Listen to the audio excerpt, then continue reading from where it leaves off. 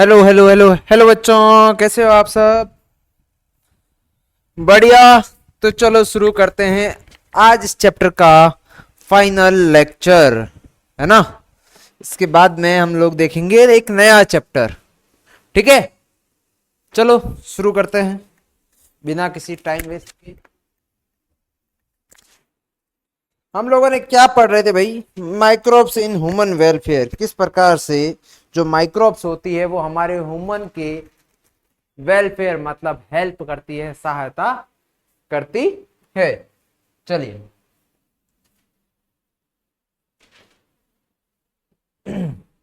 बढ़ते हैं आगे। कहां तक पढ़ लिया था भाई? ट्रीटमेंट पढ़ लिया था, ये सब पढ़ लिया था बिल्कुल सर। बहुत अच्छे से हमने क्या है ट्रीटमेंट की बात की थी।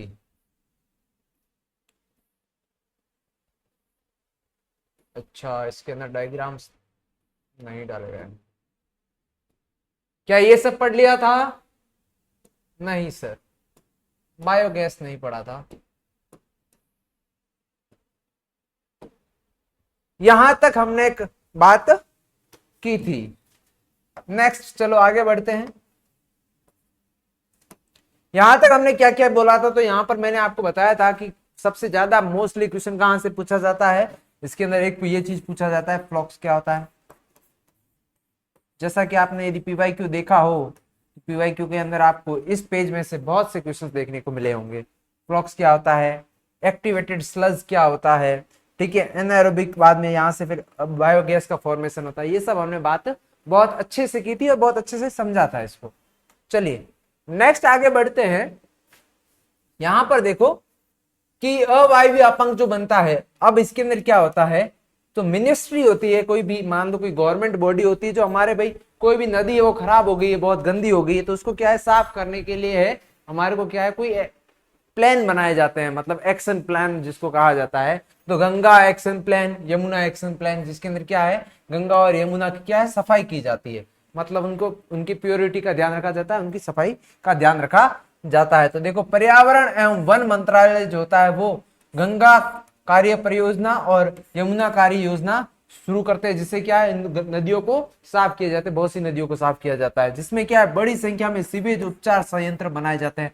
तो क्या हमने सीवेज उपचार संयंत्र की बात कर ली थी कल? सीवेज ट्रीटमेंट प्लांट, जिसको हम कहते हैं एसटीपी। क्या कहते हैं? एसटीपी, सीवेज ट्रीटमेंट प्लांट, जिसके अंदर हमने क्या क्या बात की, प्राइमरी ट्रीटमेंट होता है, सेकेंडरी ट्रीटमेंट होता है, वायवीय अवायवीय सबकी बात की थी, और लास्ट में क्या है जो पानी होता है उसको छोड़ दिया जाता है, नीचे जो होता है उसको क्या किसके अंदर एनाएरोबिक के अंदर ले जाकर फिर बायोगैस का फॉर्मेशन किया जाता है। ये सब बात हमने क्या है कल समझी थी अच्छे से, और ये क्वेश्चंस आते हैं तो आपको ध्यान रखना है। अब आता है बीओडी, कि जी सर आपने बीओडी भी हमारे को समझाया तो था, क्या होता है बीओडी। और ये क्वेश्चन भी पूछा जाता है बहुत बार। तो इसका देखो जैव रसायन ऑक्सीजन मांग जिसको कहा जाता है, और हिंदी में बात करें तो क्या कहा जाता है, बायोकेमिकल ऑक्सीजन डिमांड। अब यहां पर क्या है कि कोई प्रोसेस हो रही है, वो कौन सी हो रही है, बायोकेमिकल प्रोसेस हो रही है। उस प्रोसेस के अंदर जो ऑक्सीजन चाहिए उसी को मांग, और क्या है यदि प्रोसेस के अंदर चाहिए तो होगी डिमांड। तो क्या हो गया बायोकेमिकल ऑक्सीजन डिमांड, इसको नाम दे दिया गया है। ठीक है, ध्यान रख लोगे ये बायोकेमिकल ऑक्सीजन क्यों है, यहां पर ऑक्सीजन की रिक्वायरमेंट है, और क्या है डिमांड है, क्यों यूज चाहिए उसके लिए रिक्वायरमेंट है ना। तो इस प्रकार से आपको ये ध्यान रखना है कि फुल फॉर्म आपको याद होनी चाहिए। ठीक है, ये होता क्या है, मान लो कोई भी पानी है, इस पानी के अंदर गंदा पानी छोड़ दिया और इसके अंदर क्या है कार्बनिक मतलब ऑर्गेनिक मटेरियल है। क्या है? ऑर्गेनिक मटेरियल है। जब ऑर्गेनिक मटेरियल है इसके अंदर, तो अब इसको क्या है डिस्ट्रॉय करना, तोड़ना है। तो इसके लिए क्या है जो बैक्टीरिया होते हैं मतलब जो जीवाणु, उनको क्या है इसको तोड़ने के लिए क्या चाहिए, ऑक्सीजन चाहिए, और उसकी डिमांड जो होती है उसी को कहा जाता है बायोकेमिकल ऑक्सीजन डिमांड कहा जाता है। क्लियर हो गया? तो अब देखो बीओडी क्या है, वह मात्रा है जो 1 लीटर पानी में उपस्थित सभी कार्बनिक पदार्थ, वर्ड पर ध्यान देना है, कार्बनिक पदार्थ की बात कर रहे हैं। किसकी बात कर रहे हैं? कार्बनिक पदार्थ की। ठीक है, इसको ध्यान रखना है इस वर्ड को, यहाँ पर अकार्बनिक लिख देंगे तो क्या हो जाएगा, गलत हो जाएगा। तो ये ध्यान रखना है, कार्बनिक पदार्थ की बात करें। बैक्टीरिया द्वारा ऑक्सीकृत करने पर खर्च हो जाएगी, मतलब क्या है, सिंपल सा है कि जो बैक्टीरिया है और वो क्या है, किस कहां पर फंक्शन कर रहे हैं, किसी पानी के अंदर। मान लो कोई पानी है वो गंदा है, अब उसके अंदर क्या होगा, ऑक्सीजन नहीं, उसके अंदर क्या होगा, कार्बनिक पदार्थ बहुत ज्यादा मात्रा में होगा। तो उसको बैक्टीरिया क्या करेंगे, तोड़ेंगे, और तोड़ने के लिए क्या चाहिए, ऑक्सीजन चाहिए। वो ऑक्सीजन की क्या करेंगे, डिमांड करेंगे। वो उसी डिमांड को क्या है, 1 लीटर पानी के अकॉर्डिंग हम लोग काउंट करते हैं, उसी को कहा जाता है बीओडी। तो यदि बीओडी ज्यादा है तो क्या है, मतलब डिमांड ज्यादा है। यदि बीओडी ज्यादा है तो क्या है, डिमांड ज्यादा है। और डिमांड ज्यादा तभी होगी जब उस पानी में ऑर्गेनिक मटेरियल ज्यादा होगा, और ऑर्गेनिक मटेरियल यदि ज्यादा है तो पानी गंदा है, सिंपल सी बात है। तो यदि बीओडी ज्यादा है तो पानी हमारे पीने लायक नहीं है। उसका इसकी फिक्स एक रेंज होती है, उसी रेंज के अकॉर्डिंग हम बात करते हैं कि इतनी रेंज होगी तो पानी पीने लायक है, इतनी रेंज होगी तो पानी क्या है, नहाने लायक है, इतनी रेंज है तो पानी कपड़े धोने लायक है, उसके अकॉर्डिंग एक रेंज बनाई गई है। ठीक है, चलो ये वाली चीज समझ में आ गई। अब इसके अंदर देखो क्या है, बीओडी मेजरमेंट होता है ऑर्गेनिक मैटर जो होता है प्रेजेंट इन वाटर। ये वाली लाइन समझ में आ गई। क्या बोला मैंने कि मान लो हमने क्या किया है, एक पानी लिया, कितना, 1 लीटर पानी लिया, इसके अंदर 1 लीटर क्या ले लिया हमने, पानी ले लिया। और इस 1 लीटर पानी के अंदर क्या होंगे, बैक्टीरिया भी होंगे। और ये बैक्टीरिया क्या करेंगे, इसके अंदर जो ऑर्गेनिक मटेरियल मतलब कार्बनिक पदार्थ जो है, कार्बनिक पदार्थ या फिर ऑर्गेनिक मटेरियल जो है, उसको तोड़ने के लिए वो क्या करेंगे, एक डिमांड करेंगे। किसकी डिमांड करेंगे, ऑक्सीजन की डिमांड करेंगे। ठीक है, क्या होंगे, बैक्टीरिया। और ये करेंगे डिमांड किसकी, ऑक्सीजन की। किस लिए, इस कार्बनिक पदार्थ को तोड़ने के लिए। ठीक है, तो और 1 लीटर पानी के अंदर जितने बैक्टीरिया है और जितने कार्बनिक पदार्थ को तोड़ने के लिए ऑक्सीजन की रिक्वायरमेंट होती है, उसी को कहा जाता है BOD, bio chemical oxygen demand. ठीक है, चलो ये वाली चीज समझ में आ गई। नेक्स्ट आते हैं, यहां पर देखो लिखा है कि जितना अपशिष्ट, जितना बीओडी ज्यादा है उतना क्या, वो वाटर क्या है, उतना ज्यादा प्रदूषण अधिक होता है, पॉल्यूटेड उतना ज्यादा होता है। ये वाली लाइन समझ आई कि अपशिष्ट जल का बीओडी जितना अधिक होगा उसकी प्रदूषण क्षमता उतनी ही ज्यादा होती है या फिर अधिक होती है।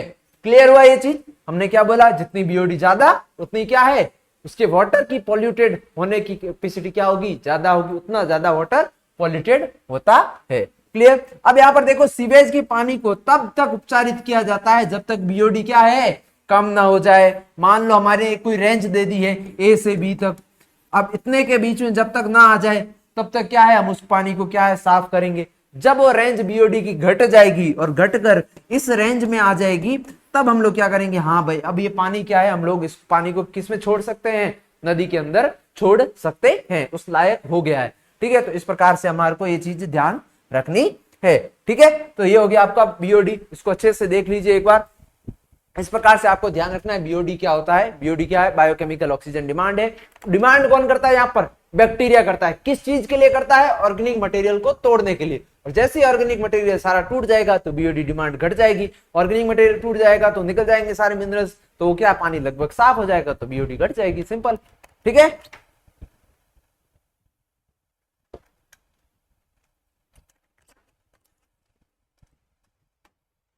चलो नेक्स्ट आते हैं। अब यहां पर देखो क्या है, बायोगैस। अभी हमने जब क्या पढ़ा था, जो सीवेज ट्रीटमेंट प्लांट पढ़ा था, क्या पढ़ा था, सीवेज ट्रीटमेंट प्लांट। इसमें हमने प्राइमरी, उसके बाद में सेकेंडरी की बात की, और सेकेंडरी के बाद में क्या किया था, एक तो हमने क्या है, जो पानी था वो बाहर नदी के अंदर छोड़ दिया था। किसमें छोड़ दिया था, नदी में। बट कुछ जो ऑर्गेनिक मटेरियल थे और साथ में क्या थे, बैक्टीरिया थे, फंगस थे, वो क्या था, फ्लॉक्स के अंदर जो था एक्टिवेटेड स्लज था। अब उसके अंदर क्या है, इसको भी तो तोड़ना पड़ेगा, ये भी तो बहुत ज्यादा इकट्ठा हो जाएगा। तो इसको तोड़ने के लिए क्या करते हैं हम लोग, अनएरोबिक प्रोसेस चलाते हैं। क्या चलाते हैं, अनएरोबिक। ये तो सारा क्या था, एरोबिक मटेरियल था, जिसके अंदर क्या थे, बैक्टीरिया थे, बैक्टीरिया और क्या था, फंगस मतलब कवक थे, ये सब चीजें थी। और ऑर्गेनिक मटेरियल जो भी थोड़ा बहुत बचा हुआ है वो सब। अब इसको तोड़ने के लिए हम कौन से प्रोसेस में डालते हैं, अनएरोबिक प्रोसेस में। किसमें, अनएरोबिक में। तो अनएरोबिक के अंदर क्या है, अब इसके अंदर क्या ऑक्सीजन की डिमांड होगी, आवश्यकता होगी, नहीं होगी, क्योंकि इनको ऑक्सीजन की जरूरत ही नहीं है रेस्पिरेशन करने के लिए, बॉन्ड तोड़ने के लिए। अब ये क्या करेंगे, इनको तोड़ेंगे तो मैं एग्जाम्पल आ जाता है मेथेनोजन। आपने सुना होगा गाय वगैरह के जो गोबर होता है, रूममेट होती है, उसके अंदर मेथेनोजन प्रेजेंट होता है। गोबर, यदि हम गोबर गैस, किसको, बायोगैस को एक प्रकार से गोबर गैस ही कहा जाता है। लोग बहुत, आपने मुंह से सुना होगा कि गोबर गैस क्या होता है, जिससे गैस बनाई जाती है मीथेन गैस, जिसको हम लोग इलेक्ट्रिसिटी में या फिर जलाने में वगैरह में प्रयोग करते हैं। ठीक है, तो गोबर गैस प्रोसेस क्या है, यही तो है।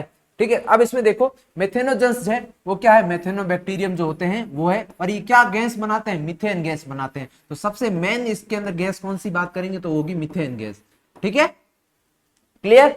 अब इसमें देखो जो मीथेन प्रोडक्शन होता है इसके अंदर किसके द्वारा बनाया जाता है, बैक्टीरिया के द्वारा। किसके द्वारा, बैक्टीरिया द्वारा। और ये बैक्टीरिया कौन से होंगे, एनएरोबिक होंगे, मतलब इसको ऑक्सीजन से कोई फर्क नहीं पड़ेगा चाहे ऑक्सीजन है या नहीं, नहीं इनको ऑक्सीजन चाहिए ही नहीं, क्योंकि ये भाई इनको जो प्रोसेस करना है वो मतलब अनएरोबिक प्रोसेस है। ठीक है, तो इस चीज को विशेषकर ध्यान रखना है।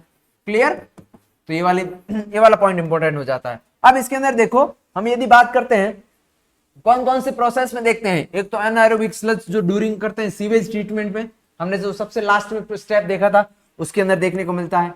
ठीक है, किसके अंदर, जो हमने देखा था भाई लास्ट, सबसे लास्ट प्रोसेस हुआ था, पानी को नदी में छोड़ दिया, जो पीछे बच गया था टैंक के अंदर, हमने बोला था ना कि ऊपर वाला पानी हो नदी में छोड़ दो और नीचे वाला जो है उसको अलग से ले लो।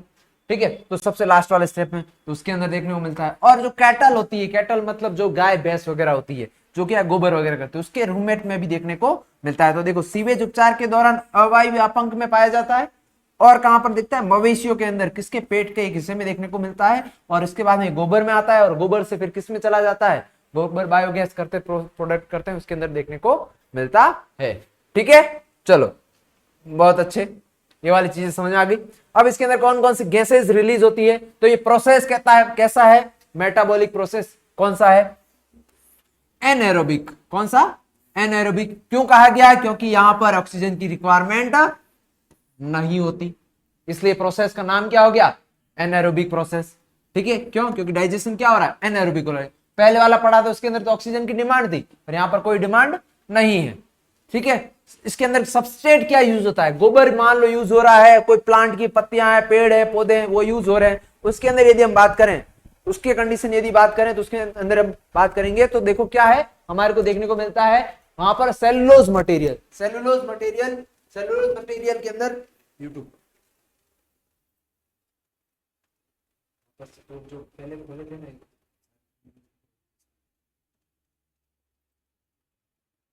सबके वीडियोस देख ना, हमने कितना अच्छा। ठीक है, तो हमने क्या बात की, सेल्यूलोजिक मटेरियल। अब यहां पर सेल्यूलोजिक मटेरियल हमारे को किस में मिलेगा, प्लांट की, पेड़ पत्तियों वगैरह में, पेड़ और पत्तियों वगैरह में सब में क्या है। ठीक है, तो उसके अंदर हमारे को मिलेगा, जैसे कि हम बात करते हैं यदि किसकी, कोई पेड़ है, अब उसकी पत्तियां गिर गई तो उसके अंदर सेल्यूलोज होगा। ठीक है, और जो ये ऑर्गेनिक मटेरियल और किसमें देखने को मिलेगा, गाय भैंस का जो मतलब गोबर वगैरह होता है उसके अंदर देखने को मिलता है। ठीक है, तो वो सब हो गया। तो ये सब जो भूसा वगैरह सब है ना, इन सब को मिलाकर क्या है, हम एक टैंक बनाते हैं, उस टैंक के अंदर डाल दिया जाता है। और जब हम उस टैंक में डाल देते हैं तब क्या करते हैं, अब इस टैंक के अंदर सारा मिलाकर फिर इसको मिक्स कर दिया जाता है अच्छे से, फिर यहाँ पर जो गैस बनेगी उस गैस को निकाल दिया जाता है। और ये टैंक है ना जमीन के अंदर बनाया जाता है, कंक्रीट से बहुत अच्छे तरीके से बनाया जाता है, कोई रिसाव वगैरह ना हो इसके अंदर। ठीक है, इस प्रकार का आपको एनसीईआरटी में डायग्राम दे रखा है, देख लेना, उस डायग्राम की सारी लेबलिंग देखनी है अच्छे से और उस डायग्राम को समझना है। उस डायग्राम में समझा देता हूँ। पहले एक ऐसा क्या एक बना रखा है, ठीक है, इसके अंदर सारा मटेरियल डाल के इसको मिक्स किया जाता है। उसके बाद में क्या, एक जमीन के अंदर नीचे एक टैंक बनाया जाता है ना, टैंक, कंक्रीट का टैंक बनाया जाता है। ये मटेरियल सारा क्या आएगा, इसके अंदर आएगा। ठीक है, ऐसे। ठीक है, अब इसके अंदर क्या है ना, इसके ऊपर एक ऐसा ऑटोमेटिकली ये सिस्टम लगा रखा होता है, जैसे जैसे नीचे से प्रेशर बढ़ेगा, गैस बढ़ेगी, ये आएगा ऊपर, क्या आएगा ऊपर ऐसे। और उसके बाद में क्या है, यहाँ से गैस को कलेक्ट कर लिया जाता है। ठीक है, यहाँ से गैस को कलेक्ट कर लिया जाएगा, गैस बनेगी, ऊपर आएगी, और ये जो मटेरियल होता है इसको निकाल दिया जाता है, और ये खाद के रूप में काम आ जाता है बाद में। किसके रूप में, खाद के रूप में खेतों में काम आ जाता है। ठीक है, तो इस प्रकार का प्रोसेस देखने को मिलता है। ठीक है, चलो नेक्स्ट बात करें, गैस कौन कौन सी बनती है। तो सबसे पहले तो बोला सबसे इंपॉर्टेंट तो कौन सी गैस बनती है, मीथेन गैस बनती है। कौन सी गैस बनती है, मीथेन। और क्या है, CO2 मिलेगी, और क्या है, H2 मिलेगी। तो तीन डिफरेंट टाइप की गैसेस देखने को मिलेगी। मिथेन हो गई, CO2 हो गई, और कौन सी H2 है, ये सारी गैसें मिलती है, पर सबसे मेजर गैस इसमें कौन सी है, मिथेन गैस देखने को मिलती है। तो ये वाला ध्यान रखना है आपको। अब यहां पर देखो, तो हमने क्या क्या बात की, सबसे पहले प्रोसेस कौन सा है, एनारोबिक है, मतलब ऑक्सीजन की डिमांड नहीं है, यहां पर रिक्वायरमेंट नहीं है, पहली चीज हो गई। सबस्ट्रेट क्या होगा यहां पर, जिसके अंदर सेल्यूलोज होता है उसी का होगा यूज, ठीक है, मोस्टली। और इससे प्रोडक्ट क्या मिलता है, मिथेन मिलता है, CO2 मिलता है और H2 देखने को मिलता है। क्लियर हो गया। तो ये तीनों चीजें आपको ध्यान में रखनी है, इंपॉर्टेंट है, वेरी वेरी इंपॉर्टेंट, इंपॉर्टेंट नहीं, वेरी वेरी वेरी इंपॉर्टेंट, ठीक है, बहुत बार पूछा जाता है।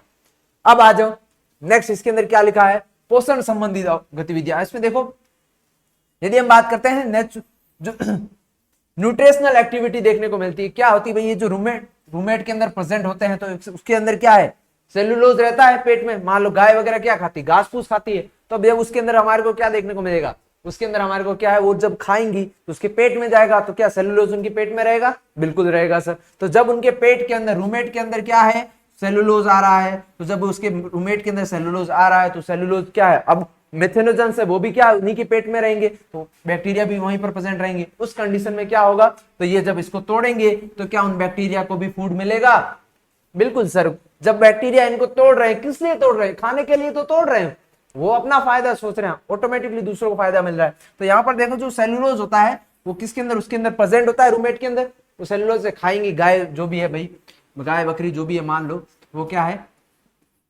मान लो ऐसा, मेरे से डायग्राम तब नहीं बनेगा अच्छे से, मान लो ये है, ठीक है। अब इसकी क्या है, चलो अब ऐसा ही है, ठीक है, मेरे से ऐसा ही बनेगा।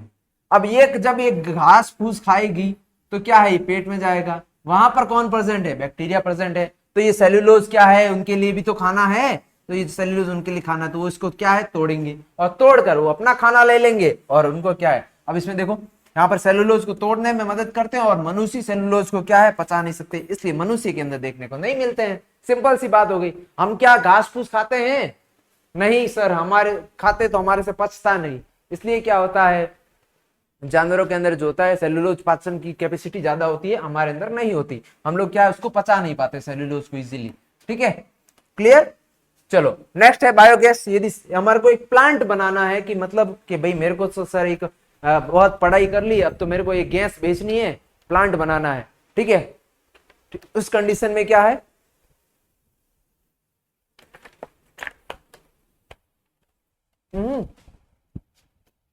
तुम पी लो,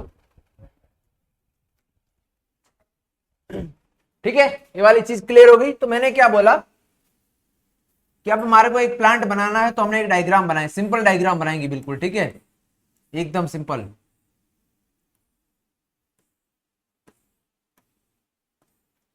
इस प्रकार का डायग्राम, इजी डायग्राम बनाएंगे ताकि आप लोगों को बहुत अच्छे से समझ में आ जाए।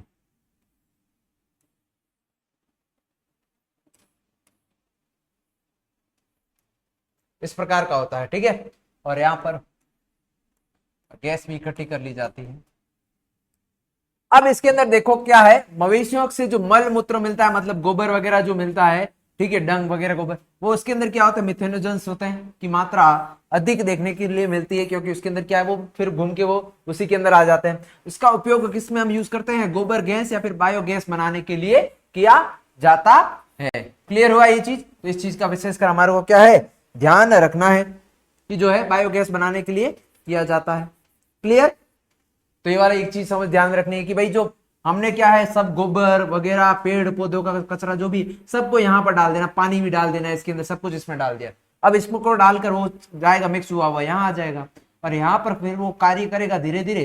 तो यहाँ पर क्या है, गैस फॉर्मेशन होगी, और जब गैस फॉर्मेशन होगी तो वो गैस क्या है, इस जो ये है ना, ये इसके अंदर ये उठने वाला होता है, तो ऐसे ऊपर उठने लग जाएगा। ऊपर उठेगा तो गैस ऊपर आएगी, और गैस को कलेक्ट कर लिया जाएगा अलग से, ठीक है, और ये बाकी वाला जो मटेरियल उसको निकाल दिया जाएगा। तो इस प्रकार का हमारे को क्या है, देखने को मिलता है। डायग्राम देख लेना, मेरे से अच्छा नहीं बना होगा, आप लोग एनसीईआरटी में अच्छे से देख लेना, ठीक है, क्लियर हो गया। तो ये वाली चीज ध्यान रखना। बायोगैस संयंत्र में कंक्रीट या फिर कवर होता है, क्यों भाई, ये गैस बना रहे हैं यहाँ पर, तो रिसाव वगैरह हो जाए तो थोड़ी बहुत प्रॉब्लम हो सकती है, इसलिए क्या है, कंक्रीट का बनाया जाता है एकदम प्रॉपर, ताकि कोई भी रिसाव वाली प्रॉब्लम ना हो। तो ये जो टैंक बनाया जाता है उसकी बात कर रहे हैं, ठीक है, और कुछ नहीं है, कि जो एक प्रॉपर टैंक बनाया जाता है कंक्रीट का, थोड़ा सा नीचे जमीन के अंदर।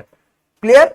चलो अब यहां पर देखो कि इसके बारे में और लिखा हुआ है कि भाई हमने बोला कि जब गैस बना दी तो पीछे भी तो कुछ और मटेरियल छूटेगा, ये तो पक्का है कि कुछ ना, ऐसा तो है नहीं गैस में सब कुछ कन्वर्ट हो जाएगा, कुछ पीछे नहीं बचेगा। जो पीछे बचेगा वो लोग हम लोग किसमें यूज कर लेते हैं, खाद वगैरह में। जो बचा हुआ जो घोल होता है उसका हम किसमें, उर्वरक या फिर खाद के अंदर फर्टिलाइजर के फॉर्म में यूज कर लेते हैं, ऑर्गेनिक खेती वगैरह में, ठीक है। क्लियर? तो ये वाला ध्यान रखना है।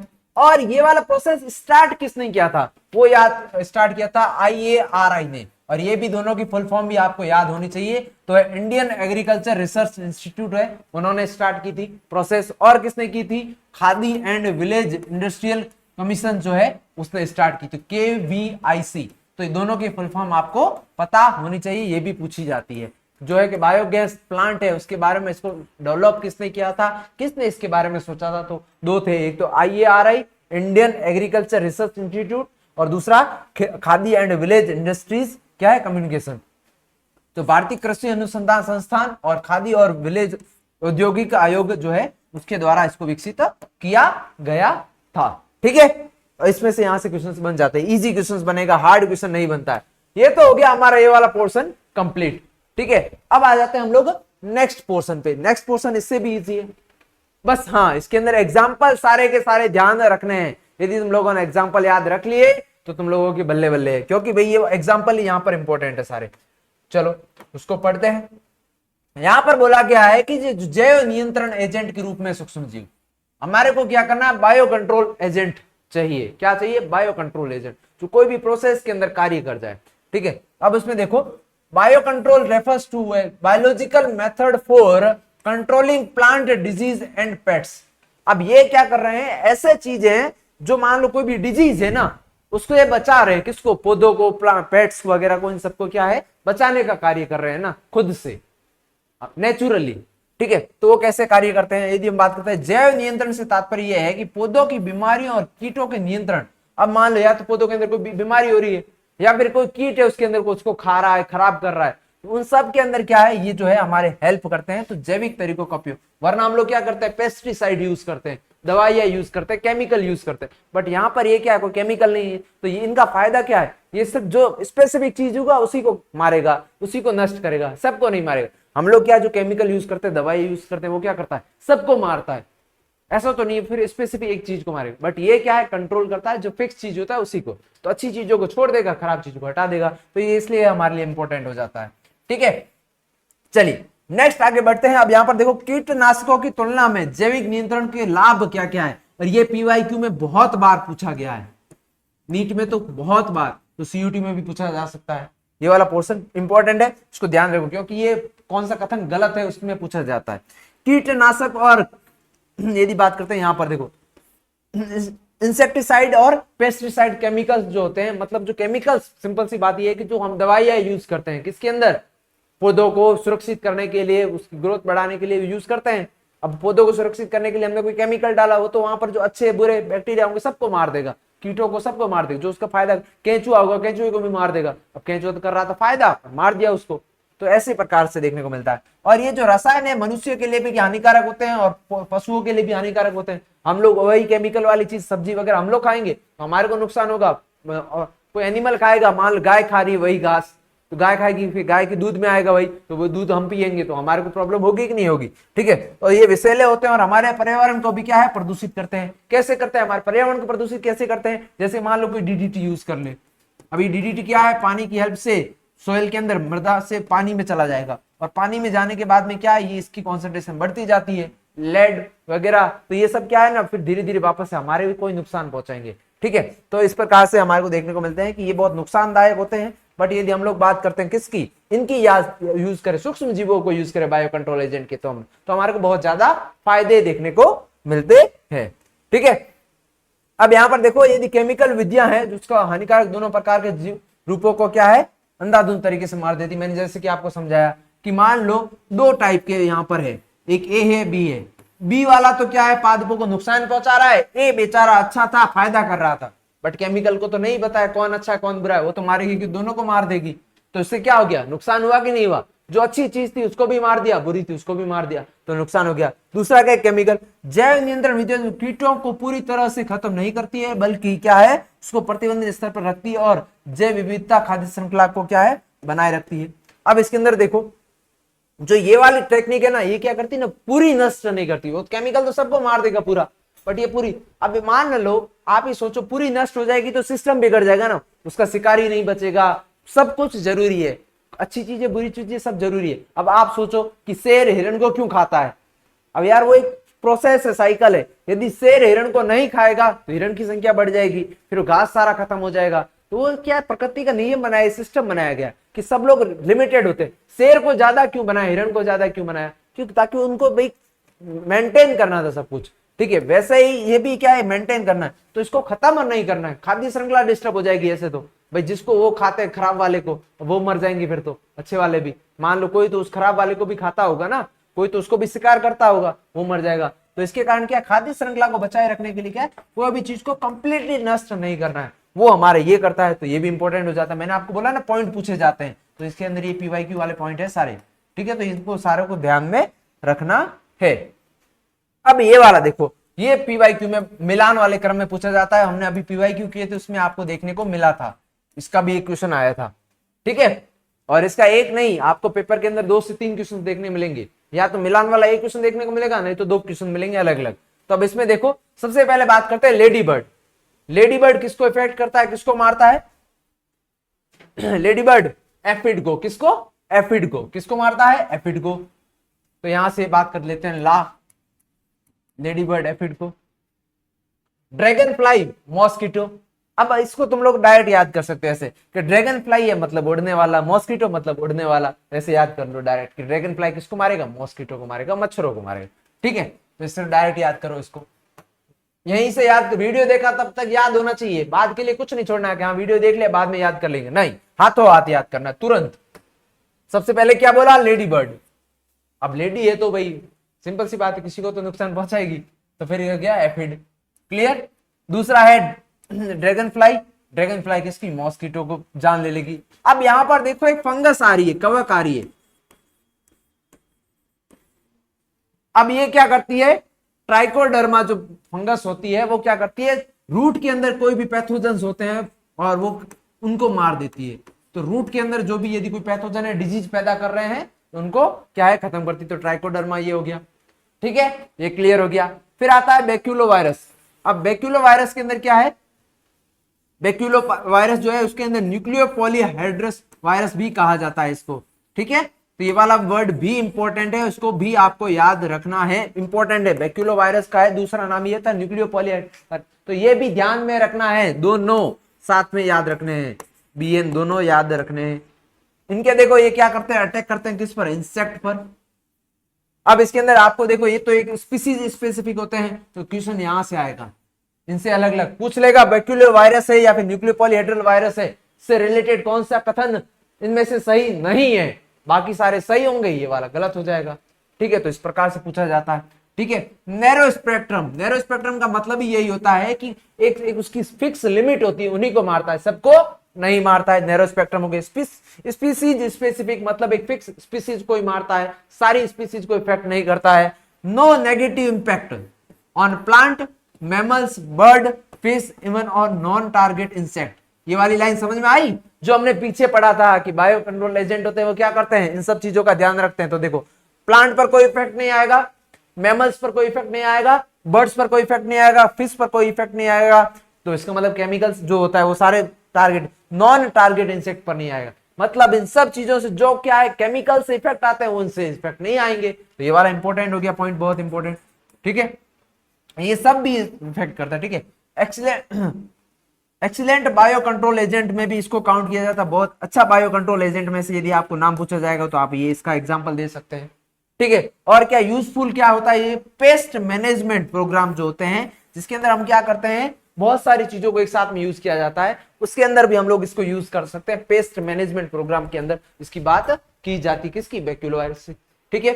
और यदि आता है बीटी कॉटन, जो बीटी कॉटन का एक एग्जांपल लिया था ना, बेसिलस thuringiensis जो होता है उसी से हमारे को बीटी मिलता है।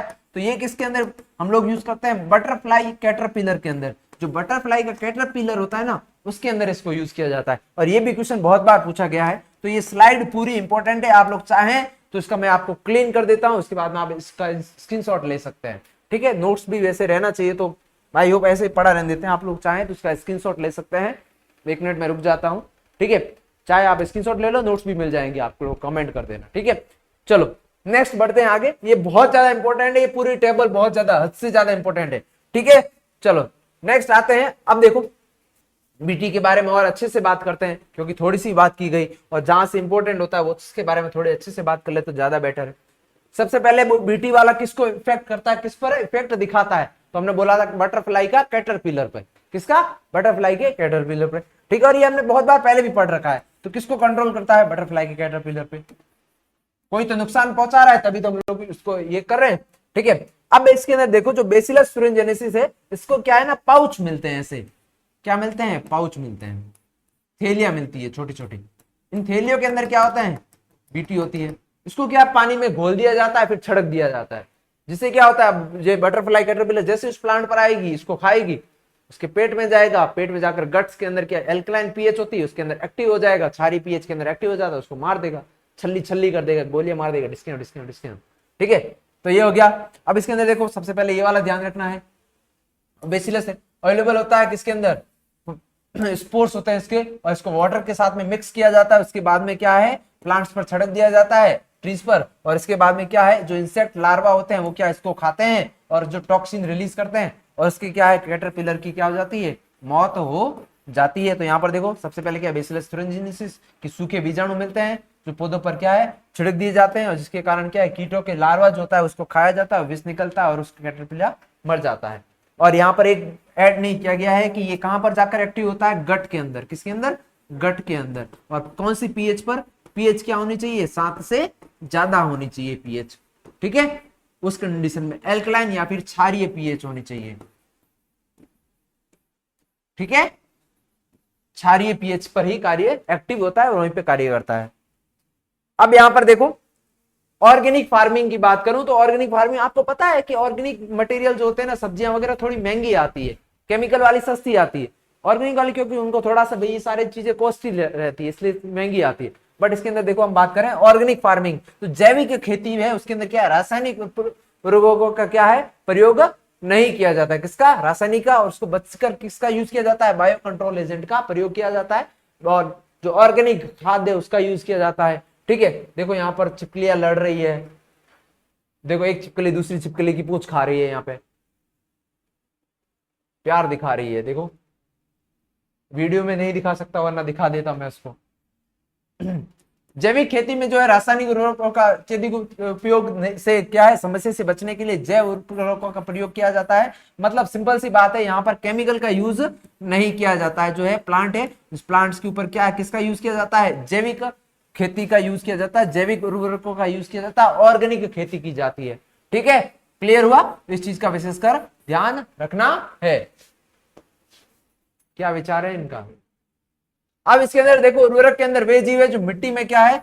अब यहां पर देखो कुछ ऐसे भी जीव हमारे को देखने को मिलते हैं जो, अब मान लो मिट्टी में क्या है, पेड़ उग रहा है। अब इस पेड़ को क्या चाहिए? इस पेड़ को चाहिए पोषण। क्या चाहिए? पोषण, मतलब न्यूट्रिशन चाहिए, इनऑर्गेनिक मटेरियल चाहिए, नाइट्रोजन, हाइड्रोजन, फास्फोरस वगैरह ये सब चाहिए।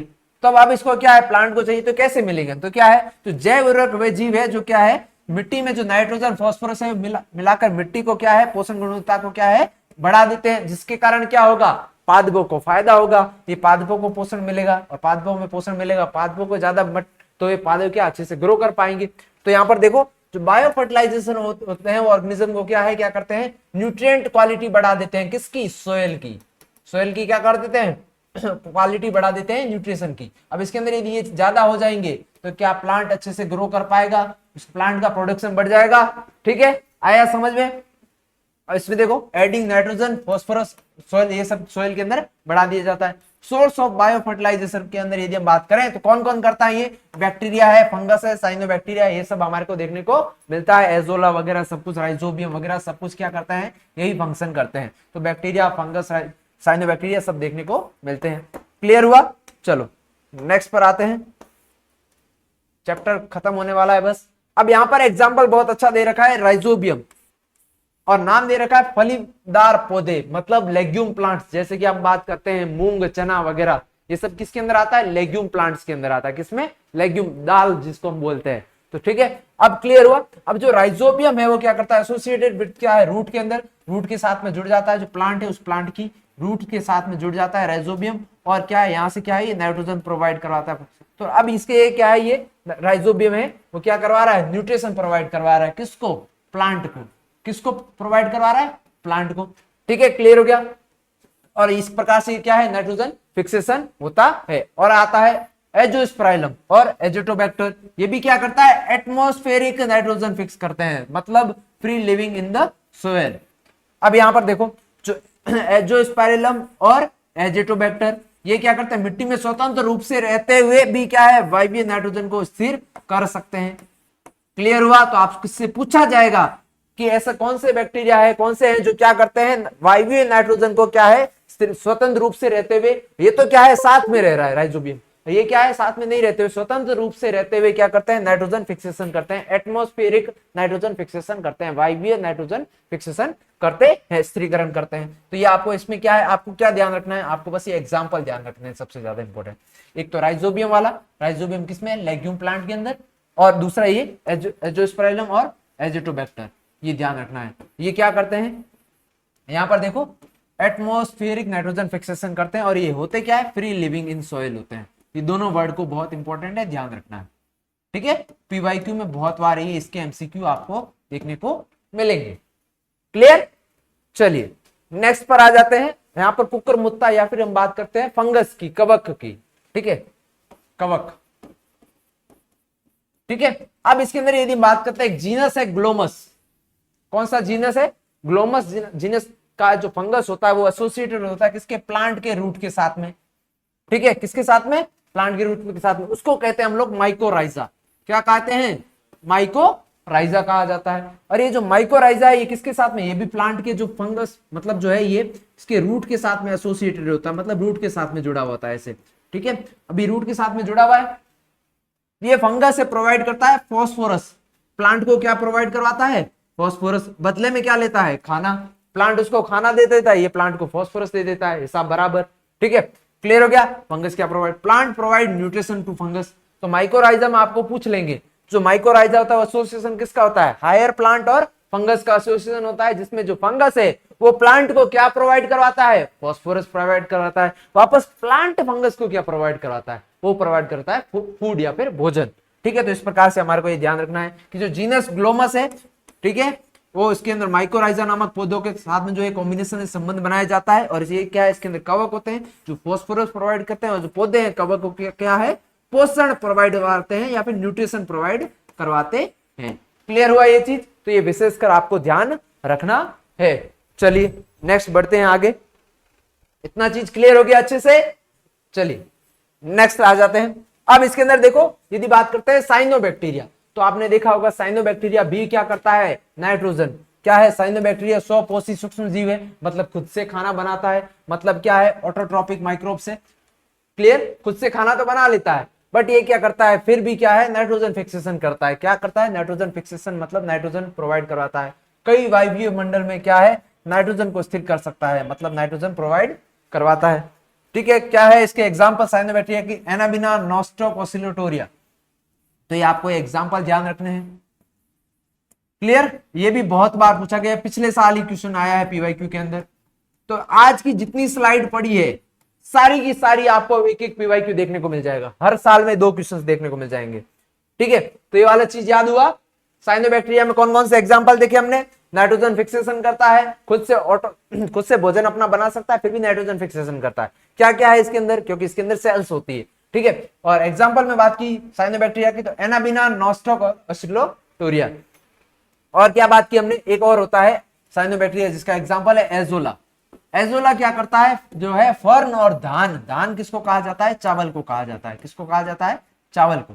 जो ये एजोला है, ये फर्न और धान के खेतों में, पत्तियों में क्या है? नाइट्रोजन को स्थिरीकरण को बढ़ाते हैं, जिससे इसका उत्पादन है, वो प्रोडक्शन है, वो क्या है? बढ़ जाता है। उत्पादन बढ़ाने में क्या है? हेल्प करते हैं।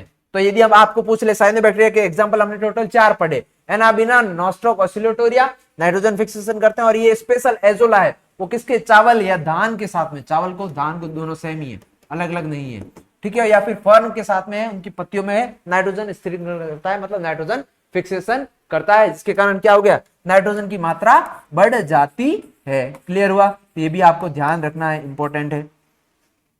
चलिए नेक्स्ट आ जाते हैं जो साइनोबैक्टीरिया के अंदर साइकस, साइकस क्या है, प्लांट है, क्या है, जिम्नोस्पर्म है, क्या है, जिम्नोस्पर्म। तो जो साइनोबैक्टीरिया है ये एक और जगह भी हमारे को देखने में हायर प्लांट है, क्या है, जिम्नोस्पर्म, एंजियोस्पर्म हायर प्लांट होते हैं, तो जो जिम्नोस्पर्म होता है उसके अंदर साइकस प्लांट होता है, क्या होता है, साइकस। तो साइकस की रूट के साथ में भी इसका एसोसिएशन होता है, जिसको क्या, साइकस के जो रूट होती है उसको क्या कहा जाता है, कोरेलॉइड रूट कहा जाता है, क्या कहा जाता है, कोरेलॉइड। थोड़ा फास्ट हो रहा है क्या, नहीं हो रहा है ना, फास्ट तो नहीं हो रहा है, चलो ये हो गया साइनोबैक्टीरिया। साइनोबैक्टीरिया यदि किसके साथ में एसोसिएटेड हो जाए, साइकस के साथ में। साइकस क्या होता है, एक जिम्नोस्पर्म प्लांट होता है, और उसकी रूट को हम कहते हैं क्या, कोलेरॉइड रूट कहा जाता है। तो ये आपको इंपॉर्टेंट क्वेश्चन है, प्लांट किंगडम में भी देखने को मिलेगा, और इंपॉर्टेंट है, बहुत बार पूछा गया है, हद से ज्यादा बार। तो ये भी आपको पीवाईक्यू में देखने में जितना लिखा है साथ में संबंध दर्शाता है, जिसके कारण क्या है, और देखो, और ये कार्बनिक पदार्थों को तोड़ते हैं, नील हरी सवाल भी है, मिट्टी में क्या है, कार्बनिक पदार्थों को, ये क्या है, साइकस होता है, ये भी क्या है, पोषण प्रोवाइड करवाता है, मतलब वही सेम नाइट्रोजन वगैरह प्रोवाइड करता है, किसको, साइकस को। और हमारे को यदि ब्लू ग्रीन एल्गी की बात करें तो हमारे को क्या है, ऑर्गेनिक मटेरियल को तोड़ता है, और उससे भी क्या है, न्यूट्रिशन किसको मिलता है, प्लांट्स को न्यूट्रिशन देखने को मिलता है। तो इस प्रकार से चैप्टर तो हो गया आपका खत्म। तो आज हमने क्या क्या पढ़ा, जल्दी से एक बार देख लेते हैं फटाफट, बिना समय का बर्बादी किए। यहां से हमने स्टार्ट किया था, 2 एक्शन प्लांट दे रखे हैं, Ganga action plant, Yamuna action plant, किसके लिए, नदियों की सफाई के लिए, ठीक है। उसके बाद हमने बात की थी बीओडी। बीओडी क्या होता है, बायोकेमिकल ऑक्सीजन डिमांड होती है, मतलब पानी कितना गंदा है, यदि पानी गंदा ज्यादा है तो उसकी बीओडी होगी ज्यादा, ठीक है, क्योंकि उसको तोड़ने के लिए ऑक्सीजन क्या चाहिए, ज्यादा, ऑर्गेनिक मटेरियल को, ठीक है। उसके बाद में हमने किसकी बात की, उसके बाद बीओडी को समझा अच्छे से कि बीओडी कहाँ की ज्यादा होगी, कहाँ की कम होगी, ठीक है। उसके बाद में हमने किसकी बात की थी, बायोगैस। बायोगैस के अंदर यदि हम बात करते हैं, जो हम ट्रीटमेंट प्लांट देखा तो उसका सबसे लास्ट स्टेप है वो भी बायो, उससे भी बायोगैस बनाई जा सकती है। और अदर एक मेथड होता है जिसके अंदर हम लोग क्या करते हैं, जो गाय वगैरह जो है गोबर वगैरह करते हैं, प्लांट का मटेरियल वगैरह होता है, वो सबको क्या है, मिक्स किया जाता है एक में, फिर उसको दूसरे एक बड़े से टैंक में भेजा जाता है, फिर वहां से गैस बनती है, निकाल दी जाती है, और नीचे जो बचता है वो खाद के रूप में यूज कर लिया जाता है। बायो गैस इस प्रकार से बनाई जाती है। मोस्टली इसके अंदर एग्जांपल होता है जो होता है मिथेन। और कौन सा बैक्टीरिया यूज किया जाता है, एनाएरोबिक बैक्टीरिया होता है, मेथेनोजन इसके यूज किया जाता है, ठीक है। मेथेनोबैक्टीरियम जो है वो यूज किया जाता है, मेथेनोजन का फॉर्मेशन होता है, ठीक है। अब इसके अंदर देखो, उसके अंदर जो मेन मटेरियल होता है वो सेल्यूलोज वाला होना चाहिए, उसी को तोड़ा जाता है, उसी से गैस रिलीज की जाती है, ठीक है। और इस प्रकार से हमने ये पूरा सिस्टम समझा, किस प्रकार से मिक्स किया जाता है, छोड़ा जाता है, गैस निकाली जाती है, अलग से किया जाता है। ये प्लांट पूरा है, डायग्राम अच्छे से देख लेना, ठीक है। इसको कौन कौन लेकर आए थे, इसको सबसे पहले तो IARI और KVIC, इन्होंने भाई इसको प्रोड्यूस। उसके बाद में हमने देखा कि बायो कंट्रोल एजेंट, हमारे को केमिकल यूज नहीं करना है, हमारे को एकदम जो फूड है उसकी क्वालिटी अच्छी रखनी है, किसकी, जो पेड़ पौधे उनकी। तो हम लोग क्या है, बायो कंट्रोल एजेंट यूज करते हैं। वो सिर्फ क्या है, जो चीज खराब है उसी को मारते हैं, सबको नहीं मारते, सबको खराब नहीं करते हैं। तो उसकी बात की हमने, किस प्रकार से हम लोग उसको कंट्रोल कर सकते हैं, नियंत्रित कर सकते हैं। तो हम लोग जो बीमारियां ठीक कर सकते हैं, और जो कीट है जो प्लांट को क्या कर रहे हैं, खराब कर रहे हैं, तो उसको मार सकते हैं। तो इस प्रकार से यूज करते हैं, ठीक है। और इसके कारण क्या होगा भाई, केमिकल है प्लांट्स के अंदर नहीं जाएगा, तो केमिकल प्लांट्स में नहीं जाएगा, जमीन के अंदर नहीं जाएगा, तो फिर क्या है, केमिकल से हम लोगों को क्या है, कितना इफेक्ट होता है, कितनी बीमारियां होती है, इससे हम लोग बच पाएंगे, ठीक है।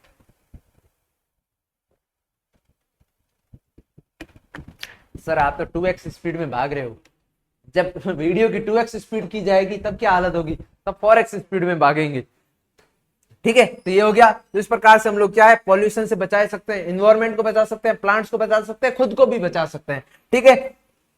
नेक्स्ट हमने क्या बात की थी कि भाई ये केमिकल्स वगैरह होते हैं, क्या सबको मार देते हैं, केमिकल तो हाँ सबको मारते हैं, बट यदि हम किस बायो कंट्रोल एजेंट की बात करेंगे तो क्या वो सबको मारेंगे, नहीं, वो स्पेसिफिकली किसी स्पेसिफिक स्पीसीज को या किसी स्पेसिफिक ही चीज को मारेगा, मतलब कोई ऑर्गेनिज्म है या कोई भी कुछ है, ठीक है, कीटे वगैरह है, वो सबको एक फिक्स चीज को मारेगा, सबको नहीं मारता है। तो वो क्या है, इससे क्या है, बायोडाइवर्सिटी बची रहेगी, सबको नहीं मारेंगे तो, ठीक है, और कंप्लीटली नहीं मारता। फिर हमने ये चार्ट की बात की थी, बहुत ही इंपॉर्टेंट है, इसको ध्यान रखना है। लेडी बर्ड किसको मारता है, एफिड को मारता है। ड्रैगन फ्लाई किसको मारता है, मॉस्किटो को मारता है। यदि हम बात करते हैं फंगस ट्राइकोडर्मा, वो क्या करता है, रूट पैथोजेंस होते हैं, यदि रूट के अंदर कोई प्रॉब्लम हो रही है, डिजीज हो रही है, तो उसको कंट्रोल करता है। फिर हमने एक बात की एक वायरस की, एक वायरस है बैक्यूलो वायरस। हमने सोचा मोस्टली वायरस तो क्या नुकसान करते हैं, बट एक वायरस ऐसा है बैक्यूलो वायरस, जिसको एक न्यूक्लियो पॉलीहेड्रल वायरस भी कहा जाता है। ये क्या करता है, अटैक करता है इंसेक्ट पर। किस पे ध्यान रखना है, किस पर अटैक करता है, इंसेक्ट पे करता है। और ये स्पीसीज स्पेसिफिक है, मतलब खुद कुछ स्पीसीज जो विशेष कर उसी पर अटैक करता है। नैरो स्पेक्ट्रम कहा जाता है इसलिए इसको, क्योंकि ब्रॉड स्पेक्ट्रम होता है जो सब पर अटैक करे, नैरो मतलब एक फिक्स जगह पे अटैक करे। नो नेगेटिव इफेक्ट आता है प्लांट पर, बर्ड वगैरह मैमल्स किसी पर नहीं आते हैं, कोई केमिकल नहीं आता है, फिक्स टारगेट कोई मारता है, बाकी सबको नहीं मारता है।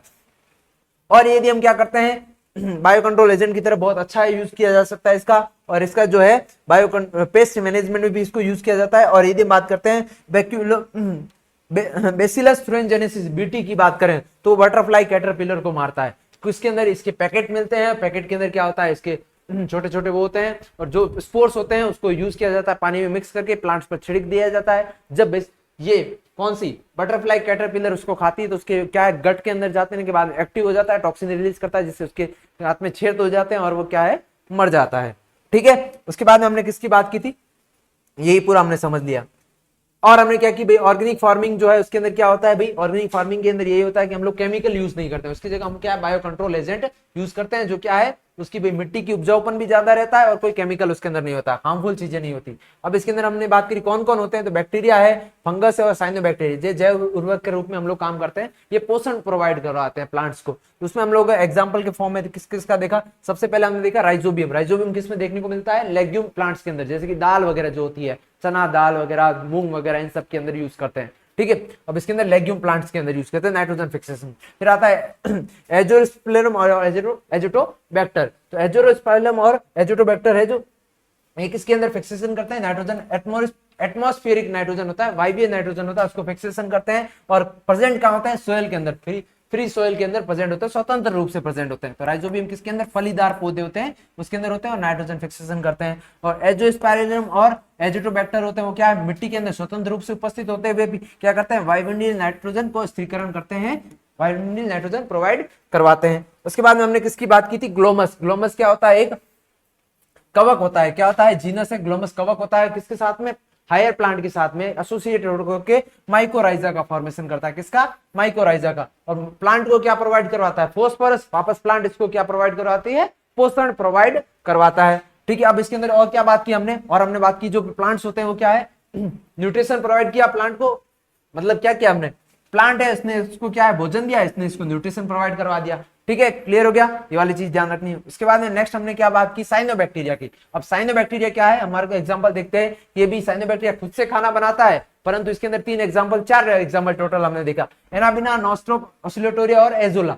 ठीक है, ये तीनों क्या करते हैं, नाइट्रोजन स्थिरीकरण करते हैं वायुमंडलीय। और ये एक स्पेशल एजोला, वो फर्न और धान के अंदर क्या है, नाइट्रोजन स्थिरीकरण करता है, मतलब ये साइनोबैक्टीरिया का ही एग्जांपल है एजोला। वो क्या है, धान मतलब चावल, और जो फर्न है उसके अंदर जो है खेतों में पत्तियों में क्या है, नाइट्रोजन स्थिरीकरण देखने को मिलता है। फिर हमने बात की ये जो साइनोबैक्टीरिया होता है, जो एक क्या है, जिम्नोस्पर्म, जिसको हम कहते हैं साइकस। साइकस के अंदर हमारे को उसकी साइकस की रूट के अंदर देखने को मिलता है, और उस रूट को कहा जाता है कोलेरॉइड रूट कहा जाता है। क्या कहा जाता है, कोलेरॉइड रूट कहा जाता है। और इसी के कारण इसी के साथ संबंध बनाए रखता है, इसको भी ये क्या है, पोषण प्रोवाइड करता है, न्यूट्रिशन, इसी प्रकार से दोनों का साइकिल चलता रहता है। और साइनोबैक्टीरिया ये जिसको एक और नाम से बुलाया जाता है ब्लू ग्रीन एल्गी, वो भी क्या है, पोषण प्रोवाइड करता है इसको, और कार्बनिक पदार्थों को तोड़ता है, जिससे क्या है, सोयल की क्या है, उर्वरकता या फिर उसकी क्या है, न्यूट्रिशन क्षमता बढ़ जाती है, जिससे क्या वहां पर जो कोई भी प्लांट है वो ग्रो करेगा तो उसको क्या है, न्यूट्रिशन अच्छे से मिलेगा। इस प्रकार से ये चैप्टर हो गया आपका कंप्लीट। मैंने बहुत अच्छे तरीके से, बहुत इंटरेस्टिंग तरीके से हम लोगों ने पढ़ा, आपको बहुत आई होप मजा आया होगा, आप लोगों के सारे कॉन्सेप्ट क्लियर हुए होंगे, आपको